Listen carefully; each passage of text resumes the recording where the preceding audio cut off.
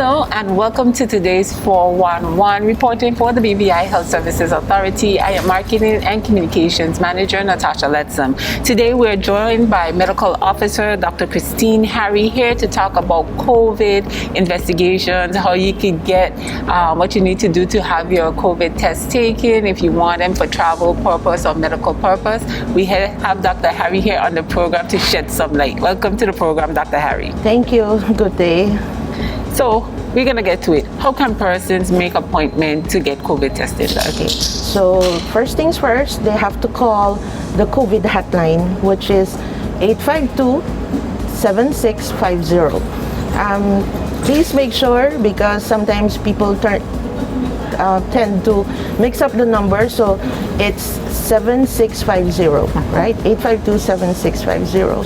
So when they call, the COVID hotline team would respond to them, and they will be given an email that they should email to with the details. There's actually a form that's being sent back to them so that we could properly document the person's details and when they're traveling and where they're traveling to. So the email is covidrrt@outlook.com. So that's COVID, R as in Roger, R as in Roger, T as in Tango. That's one word, covidrrt@outlook.com.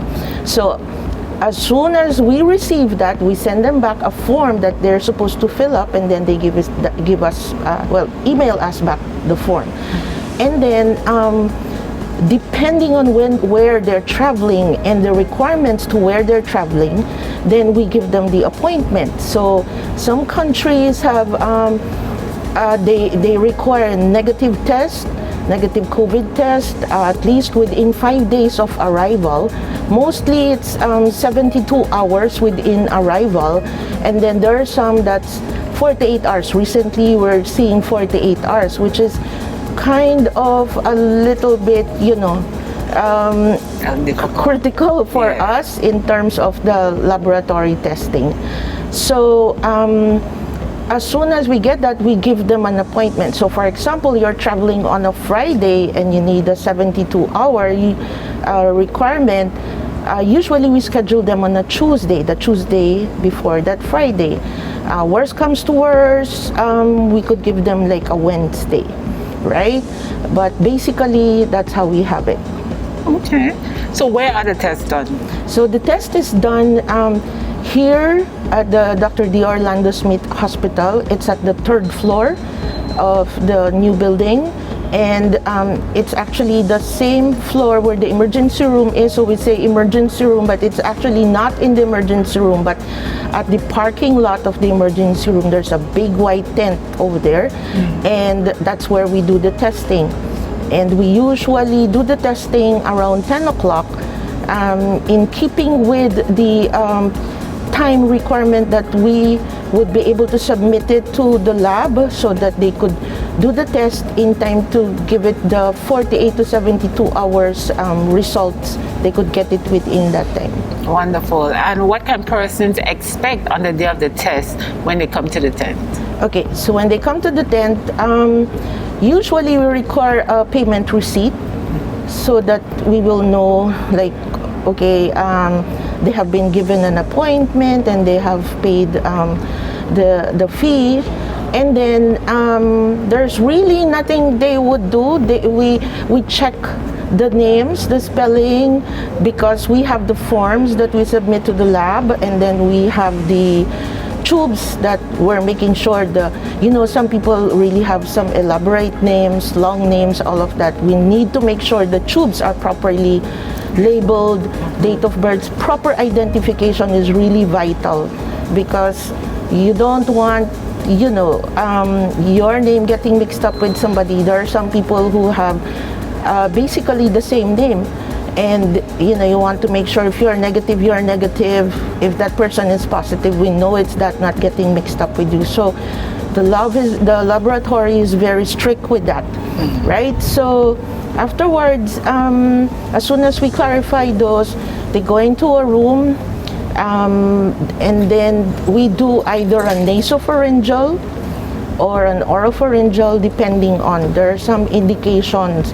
actually we determine that as soon as they come in, and we ask questions, or the client actually would express right away that, like, okay, I have some problems with the nostril or something like that.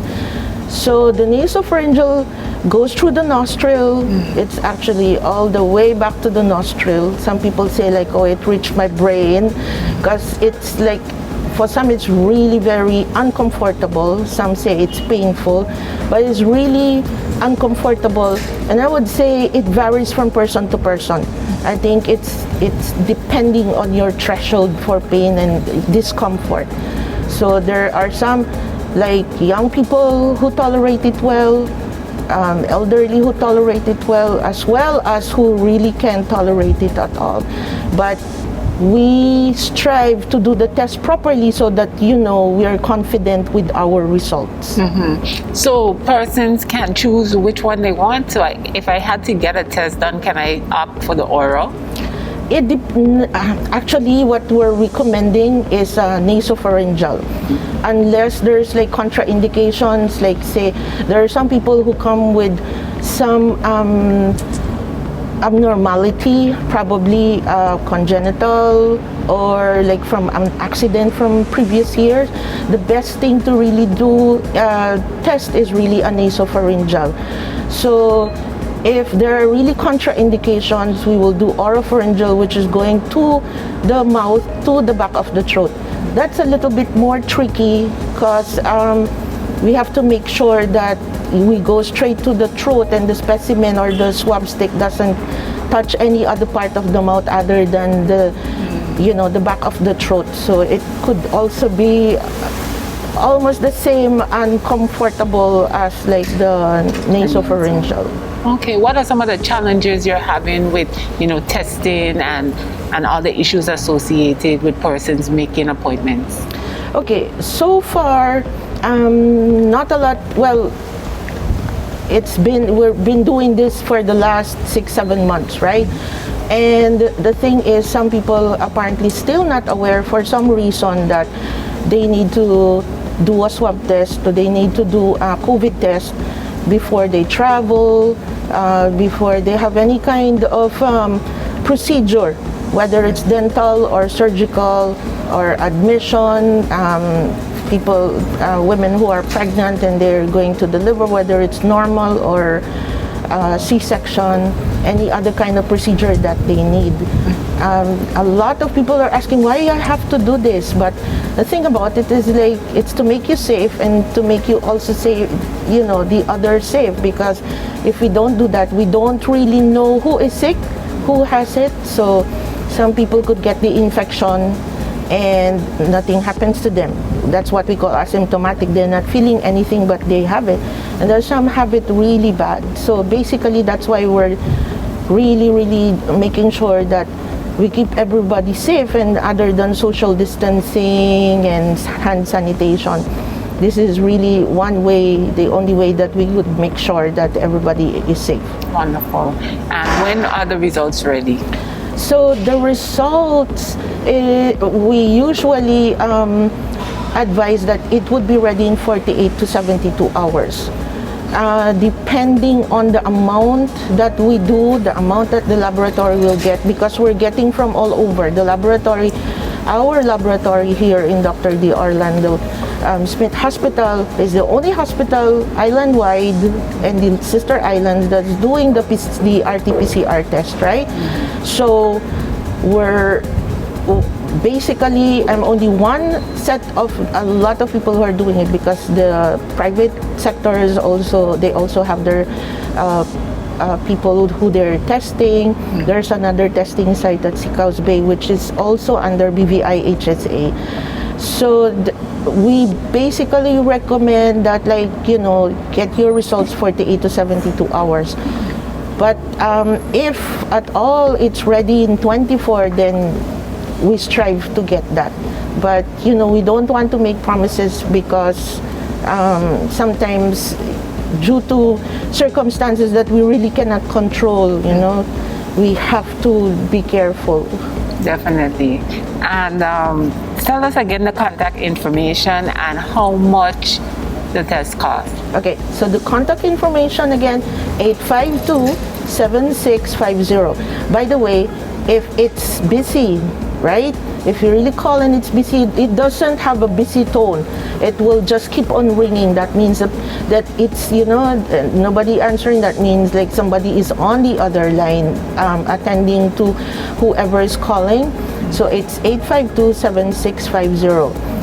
Otherwise, you don't get through. We usually call you back as long as there's a caller ID that we see.